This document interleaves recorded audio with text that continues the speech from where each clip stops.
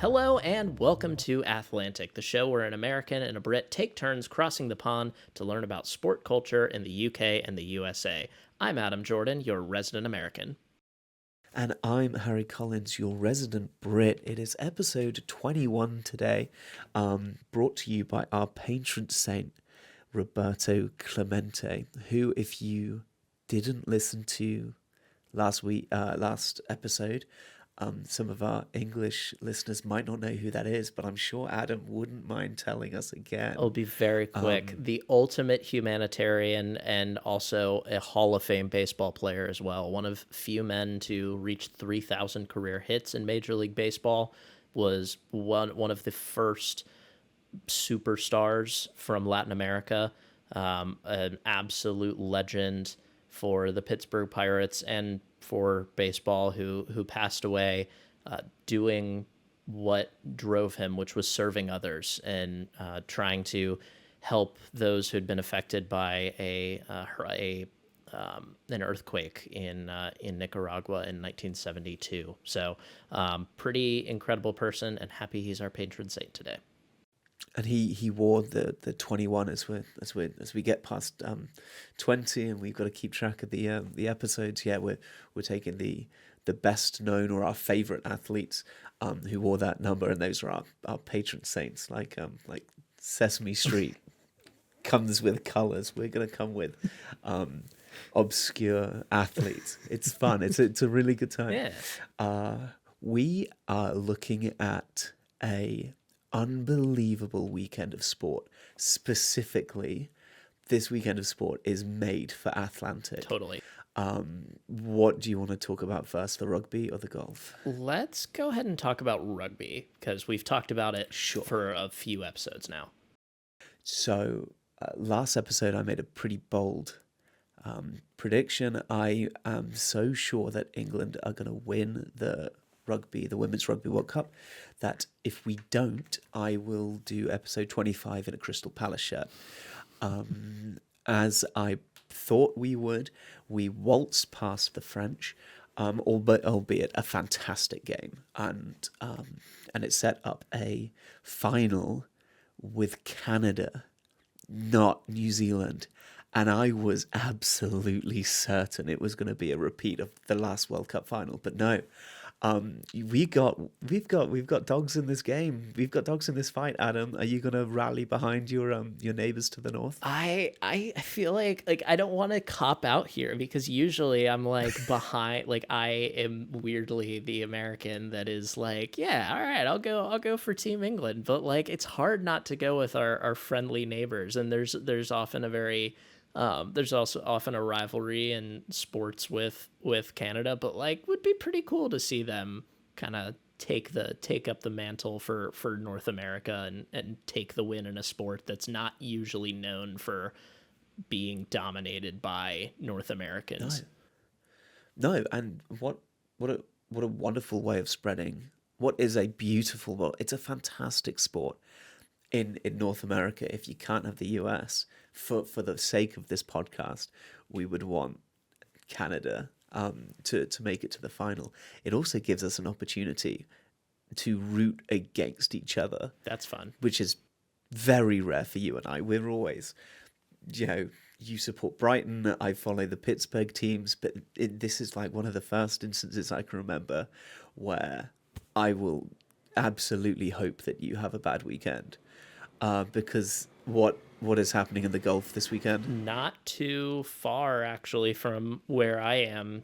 I don't know how many miles, but a few miles down the road on Long Island at Bethpage Black, there is the Ryder Cup happening. Of course, the biennial tournament or biennial competition between Team Europe and Team USA's best men's golfers going at each other, and this is setting up to be one of the most fun ones in a while. It's the home course advantage is always very pronounced in these. I forget how many it's been since the last team went on the road and actually took the win, and I think the last team to do that might have been the Europeans. Don't quote me on that, but Either way, it's incredibly fun and it's a unique competition in golf because you get the best players in the world playing in match play, playing in stroke play, playing Yeah. one on one, playing in a four ball. It's a lot of fun, and like I said, it's not something that you usually see a lot, and the players put their all into it. They do put their all into it. I think it's a really fun way of watching golf. It's a where some golf tournaments can be a little bit laborious to watch the whole thing. It keeps the format changing, keeps things sort of fresh. Also, as you said, these are like the most recognizable male athletes in this sport. I think the US is probably the favorite, albeit I think the European team is a really likable team this year. Um, so yeah, that I learned two interesting things about the Ryder Cup today, Okay. preparing for Okay. this. Number one, apparently the first matchup is a 67% accurate indicator for who's going to win the entire thing. Oh, interesting. So if you don't want to watch a weekend of golf, watch the first hole and just guess. Perfect. You don't have to make it to Sunday. And the other thing is there is a certain envelope where both captains will write the name of their teammate who they think or they kind of trust the least. Yep. Because in the event of an injury to one of the other team, they have to drop somebody. But they make that decision ahead of the tournament. And it's fascinating. The Ryder Cup always comes with this like sense of fraternity. And, Team Europe always gets so buddy and pally, and then Team USA always stands so united. It's amazing that the captains picked one of his, best friends in this moment and has said, it's not going to be you. You're the one that I'd choose to exclude. And only twice have the envelopes ever been opened. And like typically they burn them at the end so nobody knows who was going to be their pick to drop out. But it's like a nice, vicious, and completely unnecessary like ritual. I thought this was a different thing. So I'm glad that you explained it because that is crazy, and I'm trying to imagine how you could possibly ever replicate something like that in another sport. But that will be very fun to keep an eye on. The weather in New York was pretty rough today to start things off, and I think tomorrow it might be off to a soggy start, but I think it should be a very, very fun weekend of golf. So for other things going on, we're in the heat of MLB postseason races. In fact, we're actually coming to the very climax of MLB postseason races. We are, as we are recording, 4 days from the season, the regular season coming to an end, and we still have not locked in the entire playoff picture. There's a few teams on the outside looking in. There's a few ties up at the top. There is one of, if not the most unbelievable collapse that has happened. A team has relinquished I believe it was a 15.5 game lead and like a 99.9% chance to win their division coming into this month.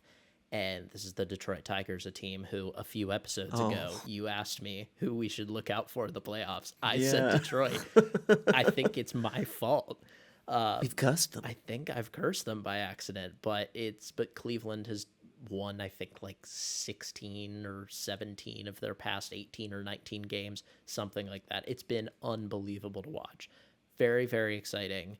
Next week, the playoffs or the postseason starts in earnest, and it's going to be a wild ride. All right, given that you've been bestowed with this power, without the Detroit Tigers in there, who've you got? Who's your favorite for the World Series?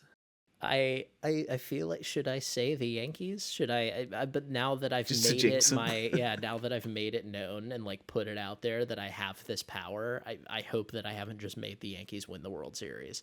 I'll say the team that I want to win the most right now is the Seattle Mariners, which we have talked about. Cool. We have talked about the Secret Base YouTube channel before and how much we Yeah. both love John Boyce. If you have not yet watched his and Alex Rubinstein's history of the Seattle Mariners, it is worth a watch. And All right. shout out to an old pal of mine, Nathan Bernstein, who's the only diehard Seattle Mariners fan that I've ever known personally. And they are so overdue for a World Series. So that's my pick for Wicked. my heart. But I hope that I've jinxed the Yankees.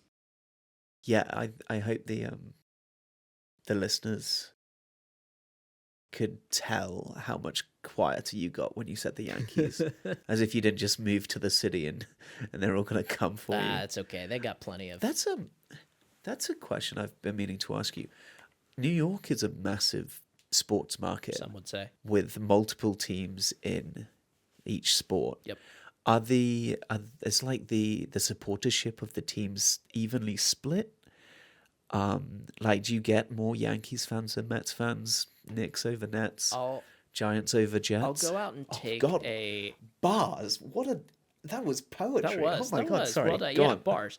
I'll go out and take a scientifically accurate survey, a statistically accurate survey next time, so I can get the exact breakdown. I'm sure those numbers exist somewhere, but I don't know. I feel like I personally see a pretty even mix. I feel like it really is just kind of dependent. It's so much on like any sport, any sport fandom, what you grew up with. So there's fans. I mean, when you grew up. Yeah.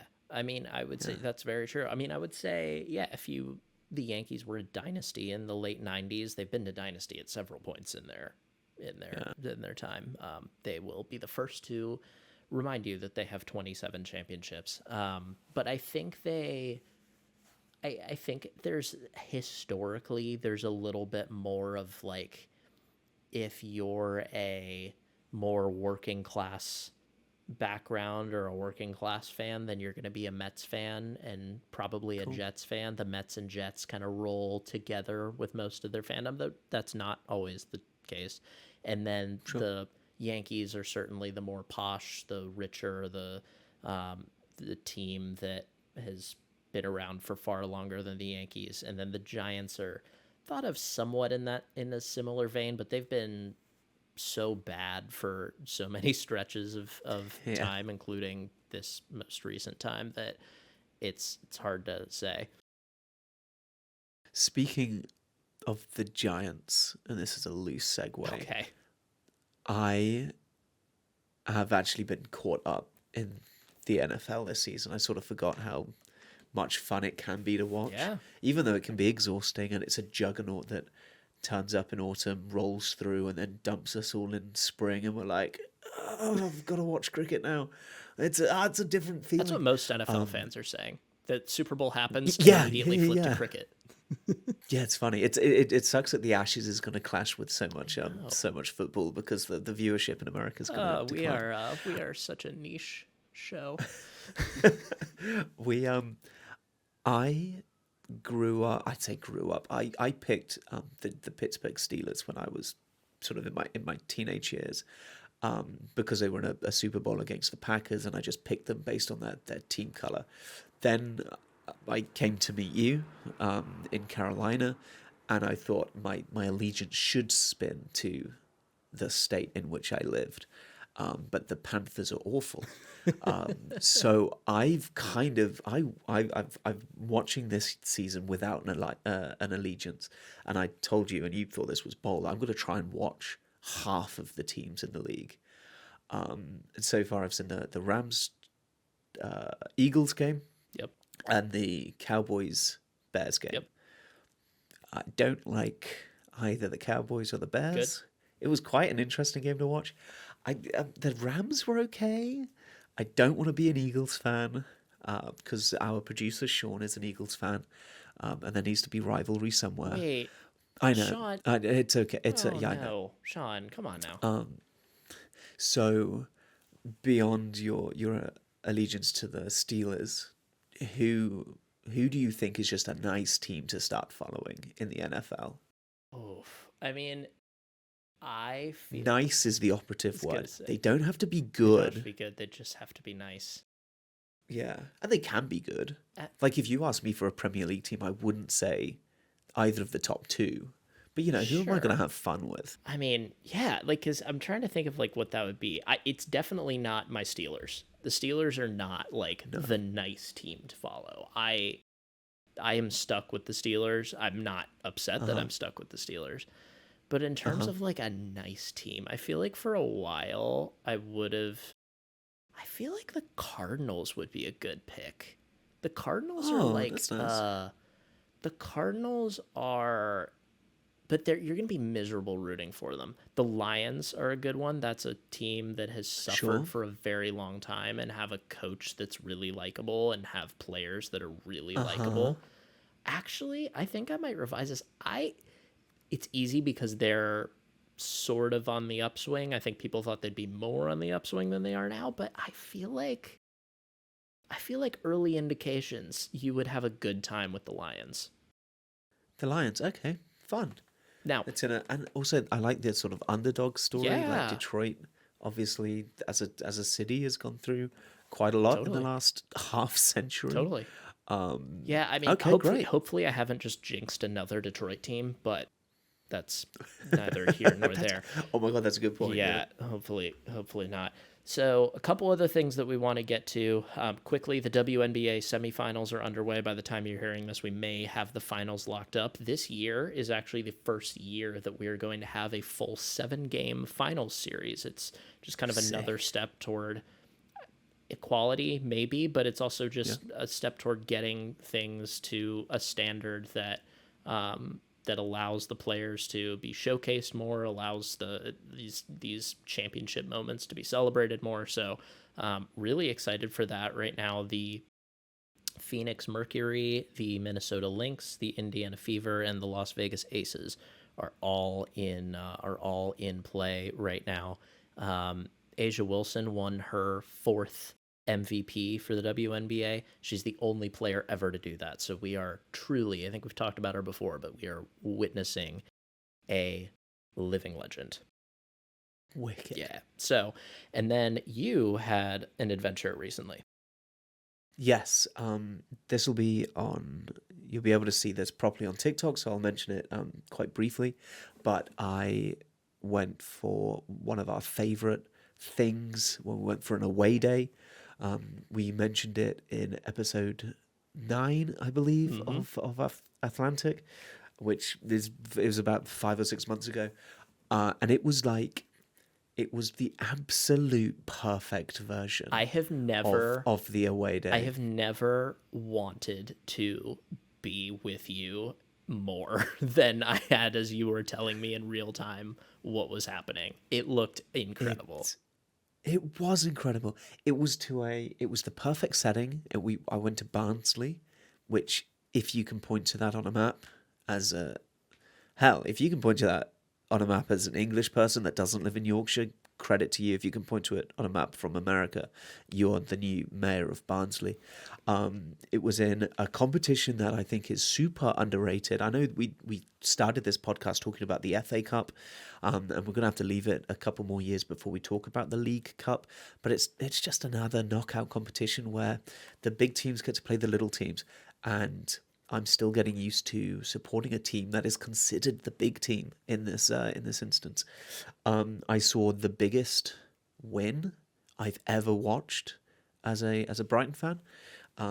It was a 6-0 drubbing with one of the greatest goals I've ever seen Oh my, live. the fact, I got to oh, it was so good. It was it's so good. I was um watching it live along with you on TV, trying to find you and your dad yeah, in the stands when every we were time on there there, were yeah. 6 different times to watch to look out for you. But yeah, it was unbelievable. Yeah. And yeah, as you said, I got to do it with my dad. It was a Tuesday night, and we had to go about 450 miles, so it was a little bit of a pain in the bum. We got home really late, but yeah, you get to see a town very briefly that you wouldn't otherwise go to. You get to watch a fantastic game of football, experience it very briefly, and then you go home the victor. It was perfect. Absolutely check out the TikTok for that. Now, while the Brighton Barnsley game was competitive, but had a silly scoreline, today we are going to talk about a couple of different instances where I think the level of competition can be questioned. I cannot wait to find out a little bit more about the two major teams that we're going to talk about today, because winning doesn't seem to be either of these teams' priority. So, Adam, can you tell us a little bit more about the Harlem Globetrotters and the Savannah Bananas? Your most recent live sporting experience does sound incredible. My most recent live sporting experience is unlike anything I've ever seen. For 2 straight nights, the Savannah Bananas, a former college summer league baseball team based out of a coastal city in Georgia, sold out Yankee Stadium with a player on stilts, a team made up of firefighters that seemed to be dancing and taking off their jerseys. There was Nice. a woman in a formal gown, in a formal yellow gown that they called Princess Potassium. There were kids running all over the field. There was a mascot named Split. There was music the whole time. There were batters with that if they struck out, everybody in the stadium got a free donut. The Savannah Bananas were unlike anything I have ever seen in my life, and that is absolutely by design. Yes, today we are talking about 2 exhibition teams that have Sure. completely different backgrounds but play similar enough roles in our sporting landscape in the US. So, you had some questions. I'll have some answers Yes, later on, but I want to start off with the background of each of these teams. So the Savannah Bananas please. and the Harlem Globetrotters. The Both of them came from very, very different origins. The Bananas have only been around they've actually been around for fewer than 10 years. They were founded in 2016, as I was saying, this college baseball summer league team. So actually in a league that 2 years after they were founded, I worked in. I worked for a team in this same league. We played the Cool. Bananas actually in a championship game or in a playoff game, it for like a very real baseball competition. And for those of you who may not know, a college summer league team is whenever college baseball players are finished with the college baseball season, they're getting dumped out into the middle of summer, which is prime baseball season. So they'll often go to places like North Carolina, Georgia, South Carolina. There's a famous league up on Cape Cod called the Cape Cod League. There's all sorts of Cool. different leagues that are prestigious and high quality competition where they're playing with wood bats just like the pros, and they'll get to play during the summer to stay fit, to show scouts how they can play when you're playing with a bat that's more akin to what the pros use instead of the metal bats that they use in college. So it started off as like a very, quote unquote normal team owned by this guy named Jesse Cole, who you'll know now if you've ever seen a video of the Bananas with a guy in like a yellow suit with a top hat. Kind of looks like the man with the yellow hat. If you're a fan of Curious George out there, there's no little sentient monkey with him. This guy Jesse Cole, he played Division 1 college baseball, loved baseball, and he is also like a big entrepreneur, very creative guy, and wanted to basically take an experience of baseball and try to figure out how to make it more fan friendly and fun. So this basically just came out of this guy's brain, and he was like, Wicked. how can we make baseball more fun for fans? So that's kind of the origin there.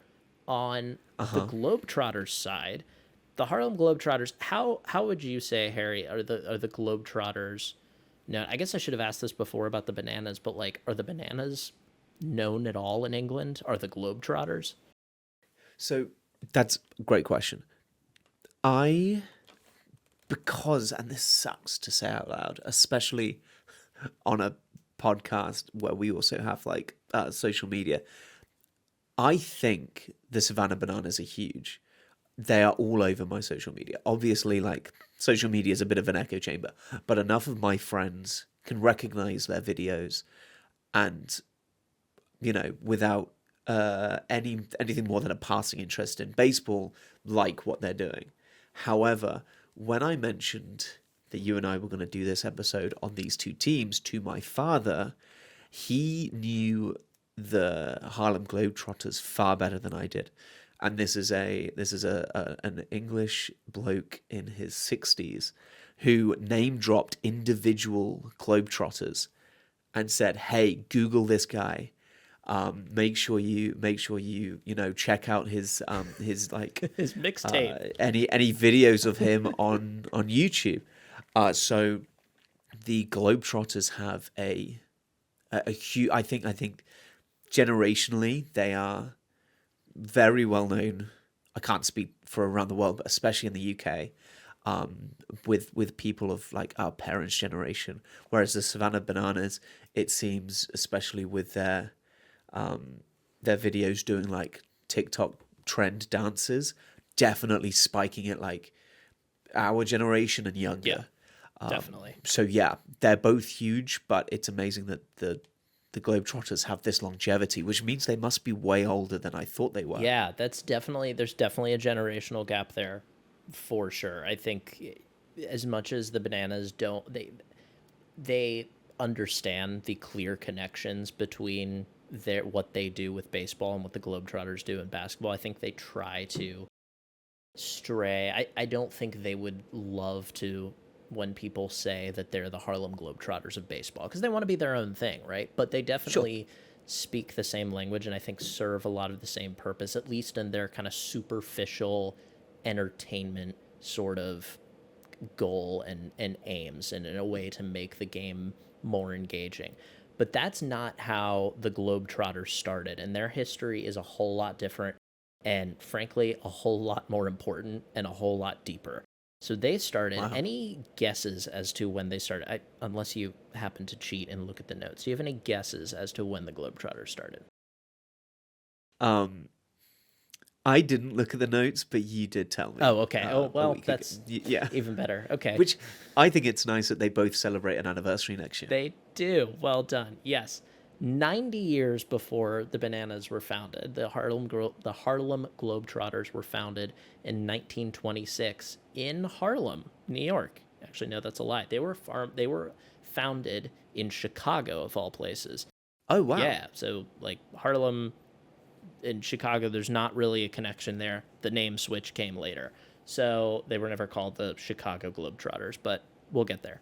So they actually started off as they were just 5 black men who graduated. I think all went to the same high school, played basketball together. And back when, ballroom dancing was a thing that people just went out and did in the 1920s for entertainment, there was a famous ballroom in Chicago called the Savoy Ballroom. And in a bid to get some extra attractions, some extra attention, they kind of had this sideshow attraction where they got these 5 teammates who used to play basketball together to basically just put on basketball exhibitions. And it was just part of the Savoy Ballroom's bill. You could go and dance and then watch these people like play basketball, but like not really, because it's in a ballroom and there's people all around. A little weird. I don't need this to be on the internet, but I've been ballroom dancing for fun multiple times in London, and if I turned up and somebody was playing five-a-side in the corner, I'd leave. I mean, I don't think that tracks anymore, so good for them. I feel like the clientele that would be ballroom dancing today and would enjoy watching people play sports while they do it, there's not much. The Venn diagram overlap pretty small there.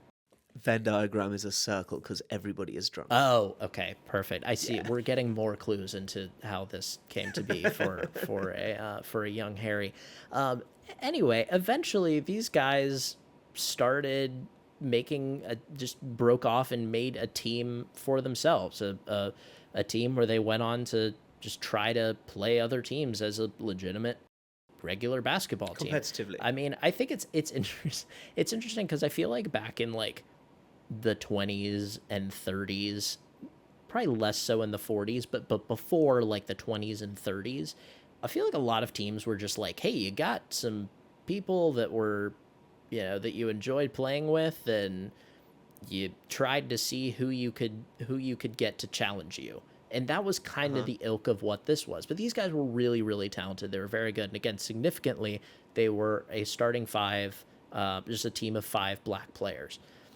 There was a guy also in Chicago named Abe Saperstein, who was a Jewish immigrant who I don't know kind of where the connection was made, but he saw this team in the 1920s as this very talented team, and, basically got into a business agreement with them and said, hey, I want to take you around the country, and let's play exhibitions. Let's play and try to get people to let's try to get teams to challenge you and see if they can beat you, because they were, and again, a very, very talented team. But in the era that they're playing in, of a wildly segregated nation and a wildly outwardly racist nation, this initial Globetrotters team, these proto-Globetrotters, they couldn't get into places. Abe Saperstein was a white Jewish immigrant, and though how Jewish people were perceived back in the 1920s is different than how they are today, he's white. So he was able to get this team and schedule them in places where they wouldn't be able to before. And they had players that could do amazing things. They could dribble the ball like down super, super low to the ground. You can see like wild footage of them through people's legs, doing a lot of the tricks that you see today. There were players doing that kind of thing back then. But again, they were able to finally get into places where they wouldn't be allowed. It's not even just like places that they weren't allowed. It's that they weren't even thought of, like black people weren't thought of athletically as on the same plane as white people. They were thought to have different lung capacities, bone structure. They were told they had inferior intellect, or they were uncoachable, in massive air quotes. And it was a place where this team was able to go and show a lot of white audiences that black athletes could compete in ways that most of these white audiences had never seen before. So were these competitive games, or was this still like an exhibition-y? No, this was like the point is to see sporting excellence, not the novelty of a black team. Right. It was, yes. So there was, I don't know how all of the games were like billed. Like I'm Sure. quite certain to gain audiences, there were probably some, something along the lines of like, hey, come see this type of team you've never seen before, or something like that. But again, I don't know how it was billed back then, but they were very serious competitive games, and they would challenge all sorts of teams, white teams, players with white players that are teams with white players that again, based on kind of these perceptions of black athletes at the time, that was jarring for people to see at the time. That said, again, the skills that these guys were showcasing legitimately changed basketball. Over time, people would take on some of the techniques that they used.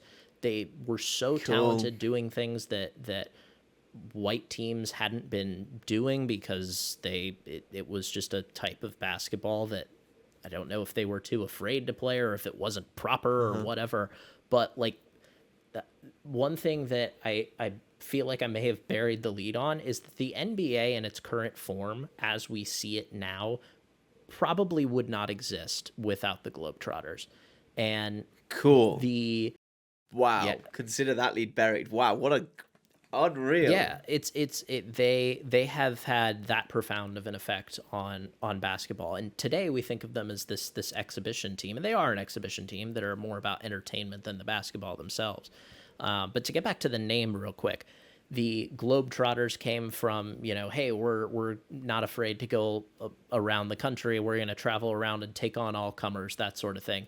And then Harlem, of course, famously, especially at that time, the center of black culture in the United States. So even though they had no connection at all to Harlem or to New York, it was all Chicago. They just took on the name because it was Wow. it was symbolic hand in hand with black excellence. So it little interesting sort of thing there. I'd assumed that they'd moved there, or like that was where they got like notoriety. No. Wow, that's okay. Wow, mate, I'm learning so much. Please continue. Yeah, super cool. But the real turning point for the Globetrotters came in 1948 when they took on a team from Minneapolis in a league called the NBL, which the NBL today is actually, funny enough, the top pro league in pro basketball league in Australia. But back then, it was the National Basketball League that was a precursor to the NBA.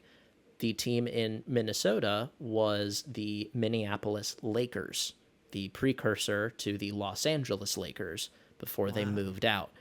The Globetrotters went in 1948 to challenge the Lakers, an all-white, fully professional at the top level of basketball team, and beat the Lakers. Then they went in a year later and did it again. So that was kind of a point where people started to look at the Globetrotters truly differently and say, wow, this is a legitimate team with legitimate athletes. And that was 1948. 1948. And so the year after Jackie Robinson enters baseball. Yes. We get an all-black basketball team wiping the best basketball team in America. Very good. Yeah, no, this was like the timing of that is certainly significant, that they took on the Lakers and decided to go for that challenge at that time and then followed through and actually got it done. And people saw that score and said, whoa, this is wild. And then went on to repeat it a year later. I actually didn't realize that when I was doing initial research on this. I didn't realize that they actually took them on later. I think they played them at several other points down the line and actually lost. But like the point had been made that these players can hang. These players are as good as the what was previously thought of as the top level professionals. Obviously, I can't speak to like the individuals or the atmosphere involved in the first game. But credit to the Minneapolis Lakers for playing them a second time. Because as we see from the Jackie Robinson story, like the outrage against the inclusion of black athletes in what was a white sport was so repugnant and so vocal. Totally. It's actually, I think there's something to be said for playing the game again. If you got embarrassed, I would have actually kind of expected them never to, or be really reluctant to do it again because it provokes all sort of questions that it takes a brave organization to be the center of. There's two ways, even to host them. Yeah. No, totally. There's two ways to look at it. I think there's one, like you could look at it as like they figured, we've got to get them back. We've got to show them that. Reinforce their quote unquote supremacy type thing.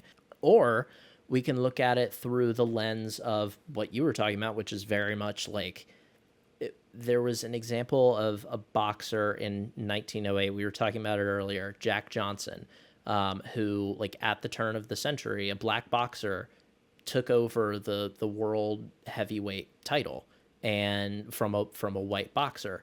And from then on out, basically black boxers were pretty much entirely shut out from boxing against white boxers because it couldn't be seen as, oh my gosh, a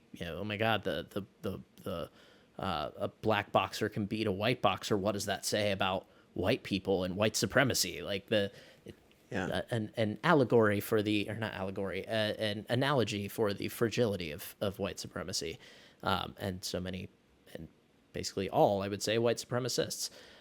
So what an interesting backdrop and an interesting thought and perspective there, Harry. But anyway, so this team, the Globetrotters from then on, started, they were a legitimate professional basketball team. Wilt Chamberlain, one of the all-time greatest basketball players ever, especially for his era, He played on the Globetrotters before he went I to didn't the know that. NBA. Yeah, That's incredible. there are legends who have played for the Globetrotters. He's definitely the kind of highest on that list, but Sure. over time, eventually it became, as professional basketball evolved and the Globetrotters had this model of playing where there was still a big entertainment piece to it and there's a showman piece to it. Because that's another thing to keep in mind for this whole thing is the Globetrotters were, showmanship was a part of the game. Like, yes, they were great players, but the reason, a lot of the reason that you went to was the showmanship. So this was the model that worked for them. They kind of took it on kept it on the road as this exhibition thing, and over time, it's just grown into what it is today, which is you go not so much for the basketball, but just an absolute blast of a time. I went to the Globetrotters a couple times when I was a kid. I actually, one of my first like sports memories is my dad taking me to what was then called the RBC Center in Raleigh to watch the Globetrotters. And my dad like told me like, this will be fun. This will be cool. It's like a basketball team, but it's not. And it's like fun and whatever. And I just remember being confused when he was trying to tell me. And then we went and like, they're whistling Sweet Georgia Brown and people are throwing basketballs between their legs and going around the world. And it's a lot of fun. Hand up, Harry. What's Sweet Georgia Brown? I won't whistle it because I don't want to get this video copyrighted. You made me sing a song about Elliot Bennett last time. I did, but that's not YouTube did not flag the video, though maybe they should have for other reasons. Sweet Georgia Brown is like it's a tune that in this case is like it's a tune that's whistled that like it's kind of their unofficial theme song that they'll run out to, and it's like it's a thing. I'll play it for you after, I promise. It's not because if it were a singing song, I would singing, but it's not. It's literally a fully whistled tune. So I don't even think that comes across as well. I'm gonna whistle that on the TikTok. I was gonna say, let's make it a TikTok. That'll be up tonight. We'll make it a TikTok extra. A TikTok after dark. We're whistling. So far with the backdrop of the Bananas and the Globetrotters. Yes. I'd like to ask my first question. Yes. This is so okay. Firstly, I want to celebrate. Both of these teams are fantastic. Yes. And I had no idea that the Harlem Globetrotters was so influential in what we perceive as modern basketball. Yeah. Also that they had they were one of the first real fists knocking on the door for racial integration in major sports, probably worldwide. Yeah. So I want to redact every time I've mistakenly thought of the Globetrotters as kind of a joke team, because there's always been a caveat when I've naively thought about the Globetrotters in that is not sport. The exhibitionism goes against the fundamental principle of watching sport for sporting integrity, which is something that we talk about in episode 15, and a key difference between the American and it doesn't quite feel like it doesn't quite feel like sport if the outcome isn't in doubt. Right. So I can acknowledge it is fun to watch the athletes doing particularly impressive things, of which the only thing I know about the Globetrotters is that they do unbelievable stuff. As you mentioned, that's how they gain notoriety. The Globetrotters and the Savannah Bananas, do they ever lose? So great question. And what I had just said about like it doesn't quite feel like sport if the outcome is not in doubt.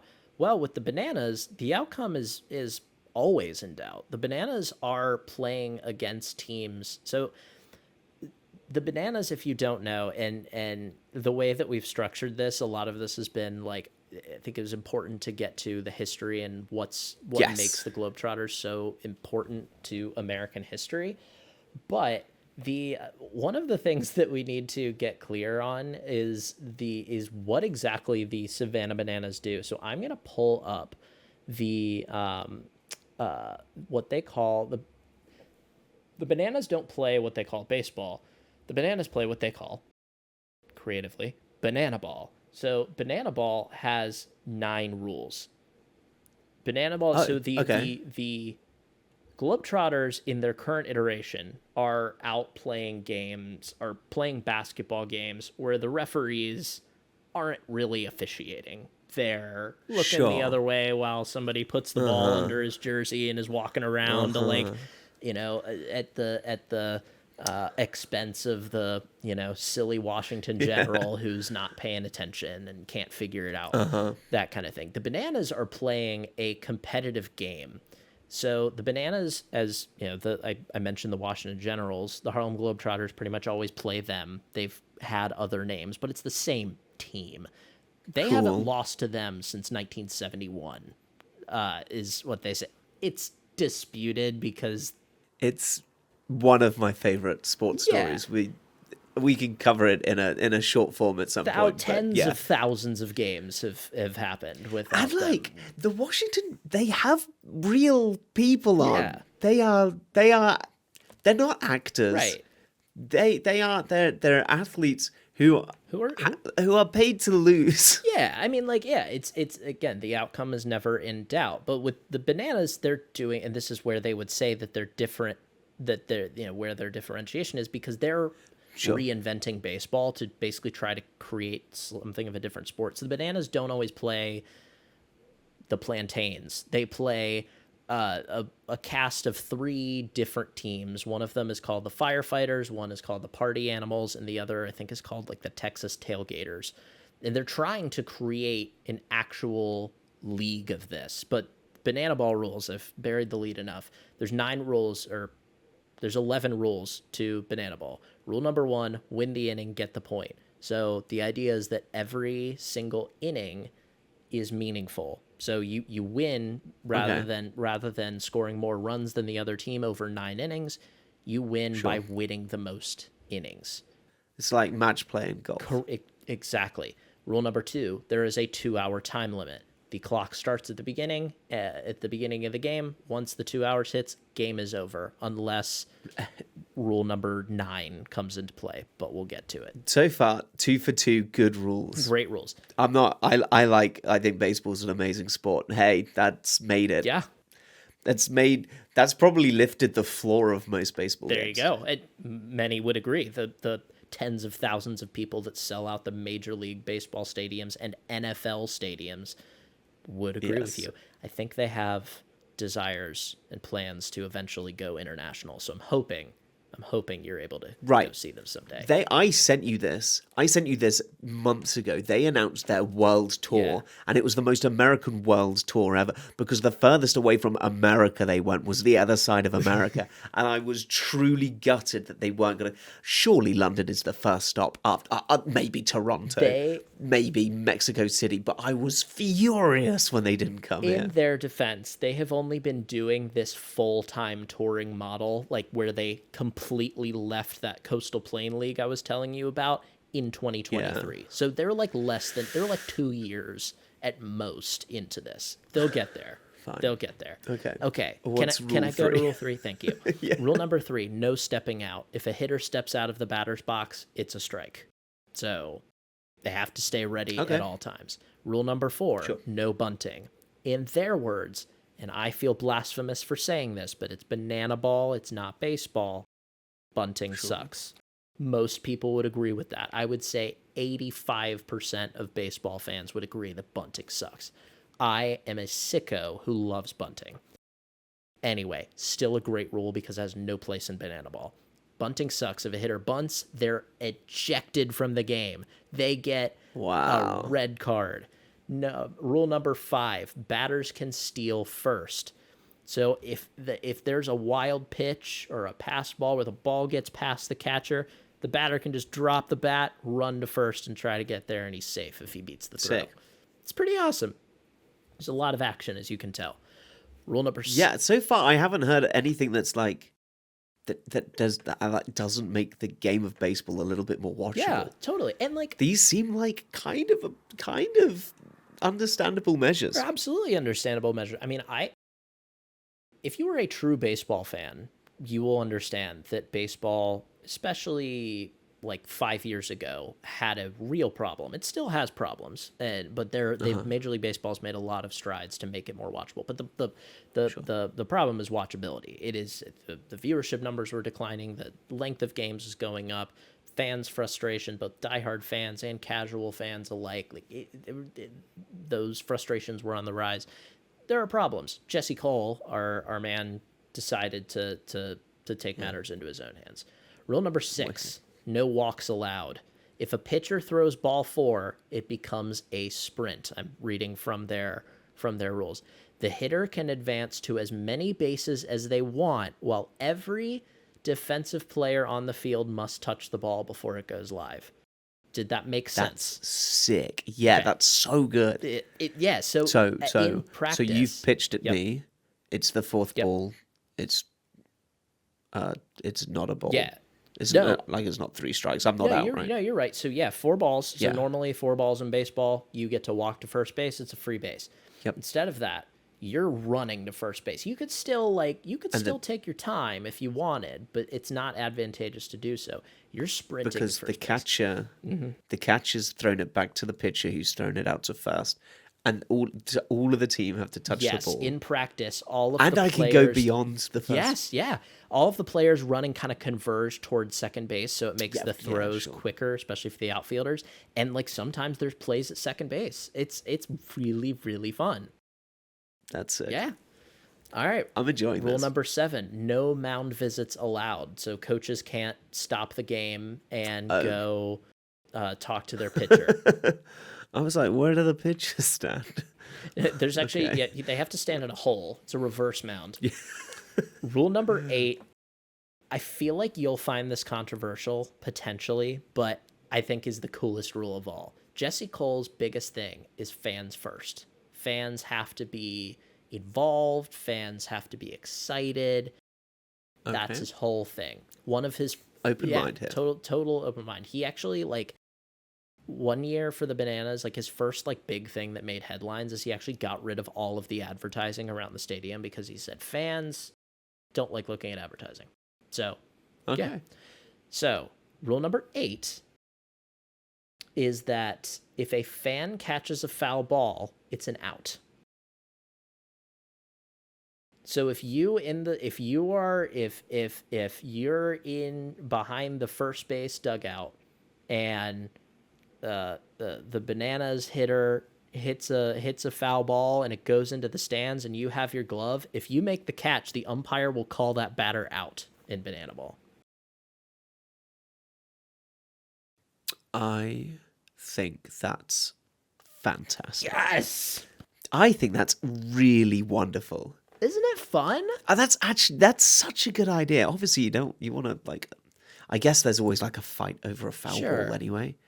But it brings suspense to an otherwise innocuous moment. Usually, like, especially if a ball's like well into the stands, the only time anybody's ever like paying attention or like cares is if it's pretty close to the field of play and like there's a chance a fielder can make an amazing catch, like diving into the stands.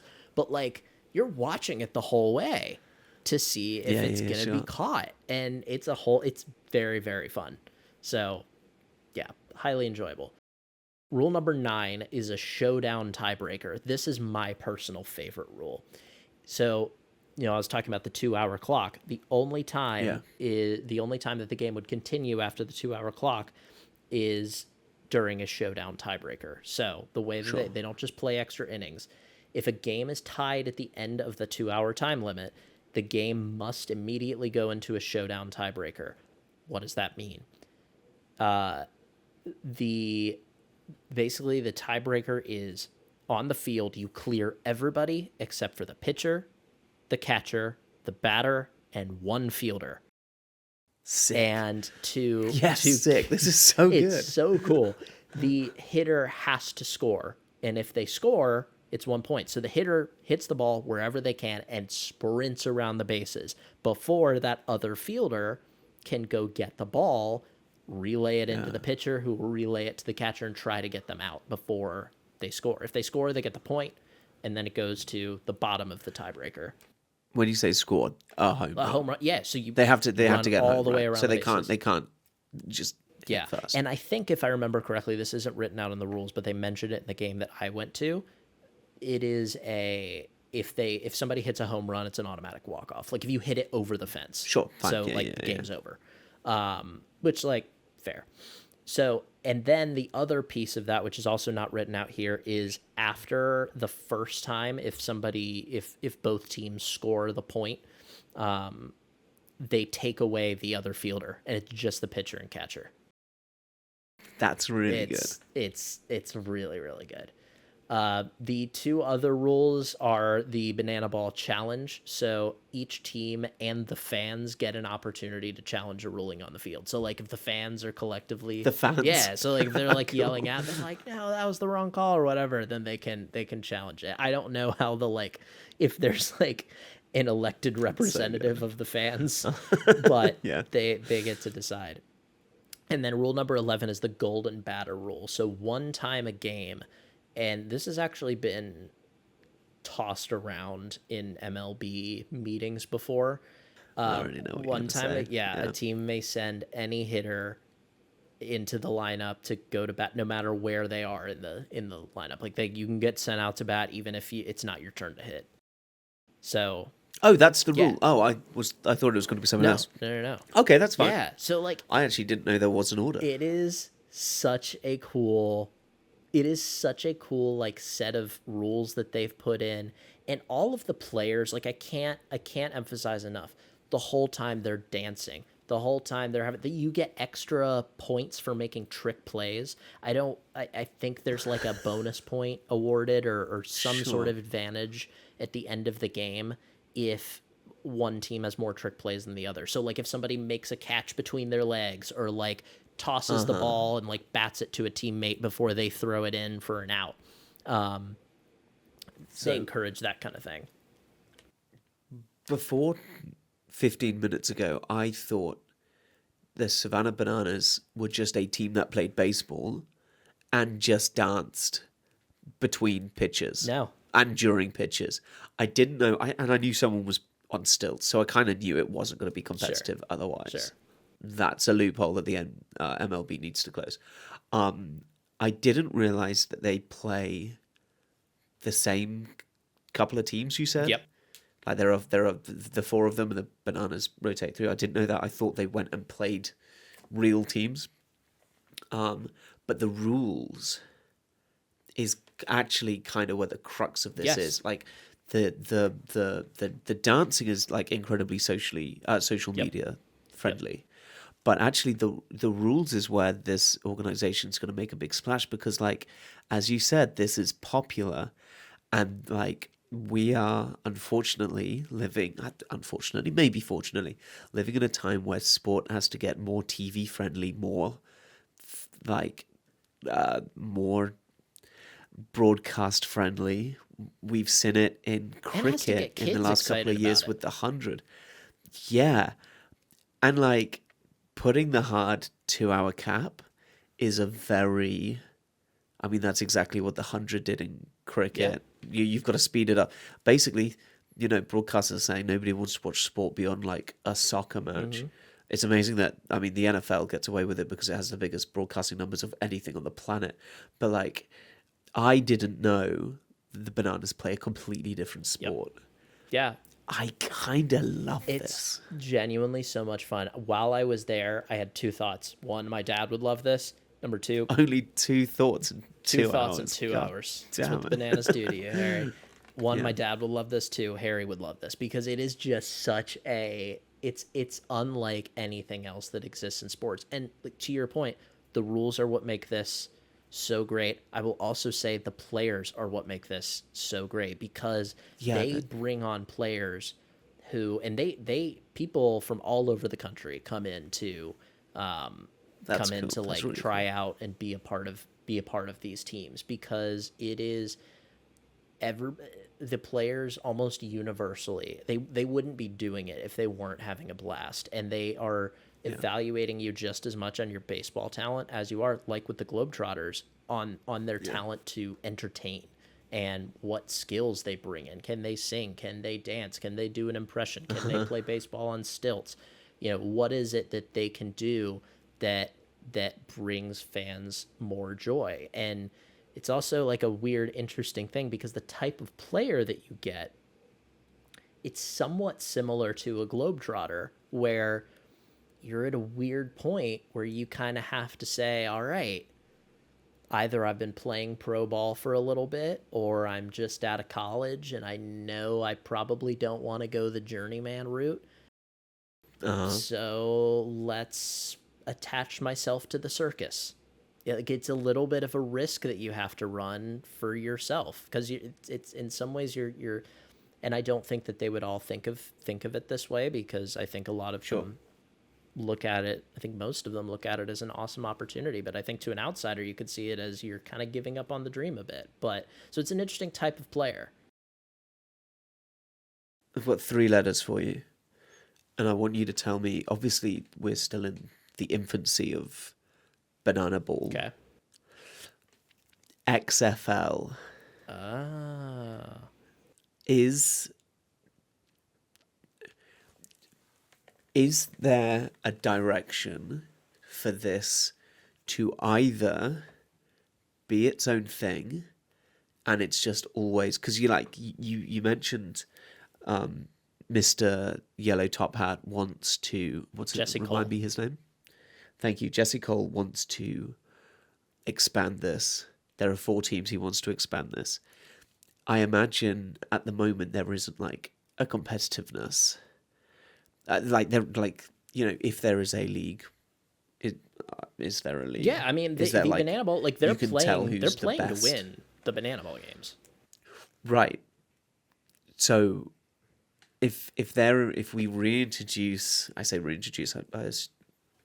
concede it's been there the whole time, the element of the fundamental element of competitive, incentive in sport, do we produce like a baseball spin-off with a little bit more pageantry and fun and watchability that is a bit more of a credible rival to the sport than something like XFL, which has gone, and just briefly, can you quickly tell us what XFL is? The XFL was a league that started in 2001, only lasted for 1 season, that was trying to try to be a viable spring football league. There have been dozens of attempts to make a viable spring football league to supplement the NFL. They had all sorts of, it was started by Vince McMahon, the guy behind WWE, or who was before getting pushed out in disgrace. The XFL was very much a made-for-TV product, and it folded after 1 year. The XFL then restarted right around the pandemic, folded again because of the pandemic. Horrible timing. Then came back again thanks to Dwayne "The Rock" Johnson and a group of investors, merged with another league called the I'm forgetting what the other one was called. I think it might have been a recreation of the USFL. Anyway, they have merged and made the UFL, which is in its 2nd or 3rd year now.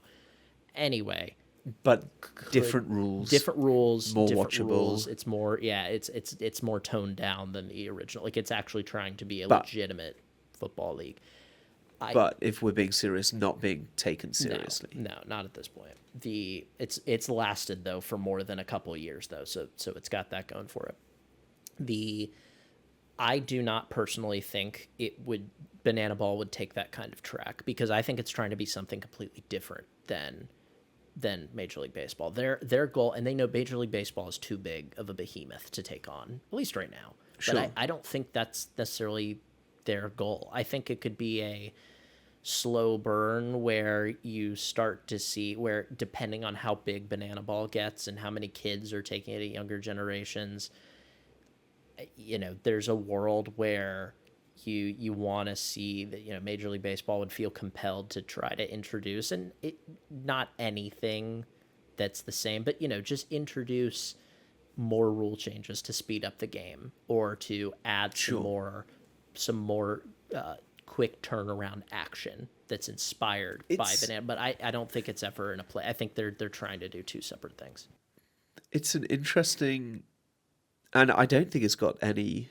Well, I'll say this naively, I don't think it has much of a say in this, but it's an interesting laboratory to test out new baseball rules. Yeah. Oh yeah.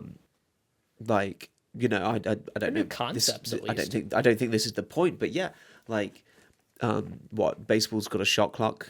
Yeah, they have a pitch quite clock recently. Now. Yep. A pitch clock. They're and baseball games are still many hours long. It's not unfeasible to think that maybe more tweaks are made to America's favorite pastime to make it more watchable, that we can sort of test out, we can take for a spin in Banana Ball. Yeah.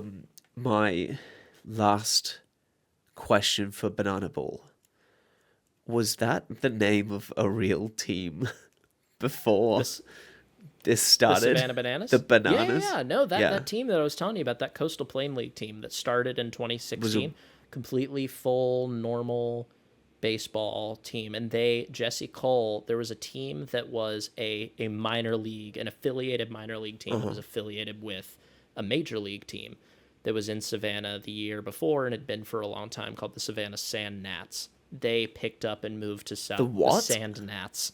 We don't have time for it. We don't. I'm sorry. We just don't. We've got to move on.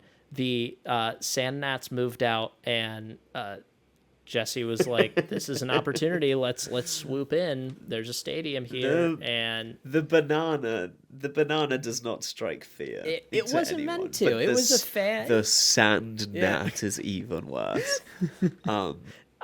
Also, so anyway, big shout to Savannah, which I think is both our favorite places in Georgia. Savannah is a wonderful town that I would recommend anyone go to. But Harry, that is the 2-minute warning.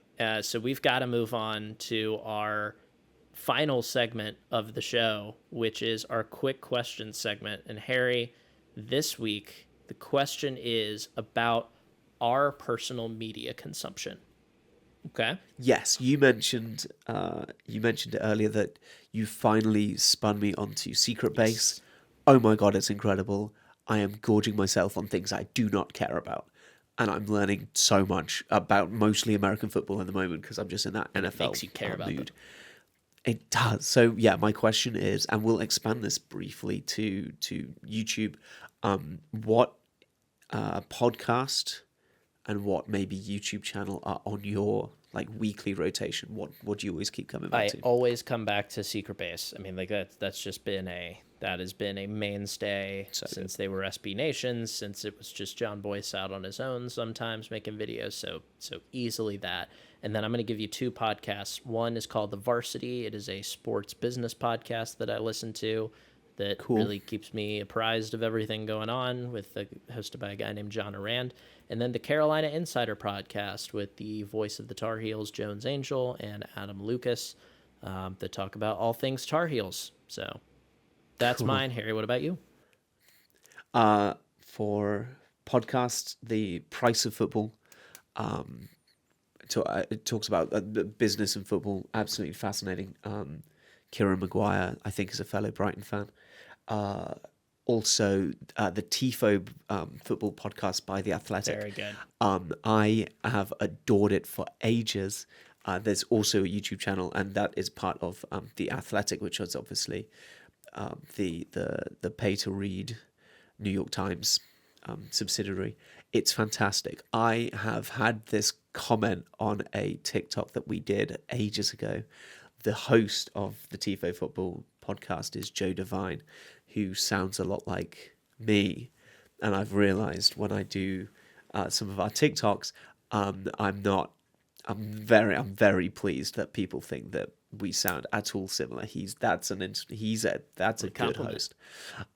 So yeah, the Price of Football and the TIFO football podcast, even though they don't talk about football ever. They only talk about Warwick Castle, but that's a deep cut. Okay, I think, Adam, that might be the final whistle. I think it is. I heard it too. Thank you so much for listening. This was the Roberto Clemente episode on the Globetrotters and the Savannah Bananas. If you are listening to us on Spotify, please follow us. If you are watching on YouTube, like and subscribe, and go and check us out on TikTok. The video that we just put up took me ages, and I'm very proud of it. Support our poet, our resident poet, Harry Collins.